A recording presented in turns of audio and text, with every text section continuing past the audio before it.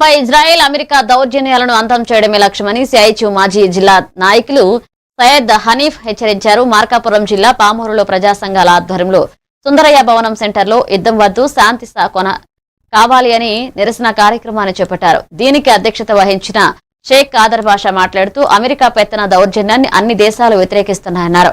ఈ కార్యక్రమంలో సిఐటియు మాజీ జిల్లా నాయకులు సయ్యద్ హనీఫ్, షేక్ ఇమాం, షేక్ అరీముల్లా, సయ్యద్ అలీ, షేక్ షబాన్, షేక్ మామ్, ప్రజా సంఘాల నాయకులు షేక్ గౌస్ బాషా, కె మల్యాద్రి, యాటా వీరనారాయణ తదితరులు పాల్గొన్నారు. ఆ విధానమే ఇప్పటి నుంచి కాదు, వాళ్ళ మధ్యన తగాదాలు పెట్టి యుద్ధాలు చేసి వాళ్ళ వృత్తి ఆయుధాలను ఉత్పత్తి చేయడం, ఆ ఆయుధాలని ఇద్దరికి అమ్మేసి వాళ్ళు క్యాష్ చేసుకోవడం అనేటువంటిది అమెరికా అనుసరిస్తున్నటువంటి విధానం. ఆ విధానమే ఇప్పటి నుంచి కాదు, ఇది దాదాపు 100 ఏళ్లుగా ఇది కొనసాగుతూనే ఉంది.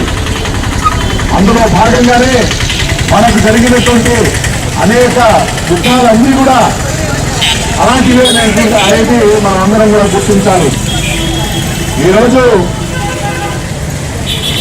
ఇరాన్ మీద చేసినటువంటి యుద్ధం అనేటువంటిది ప్రపంచమంతా ముక్త కంఠంతో ఖండిస్తూ ఉంది.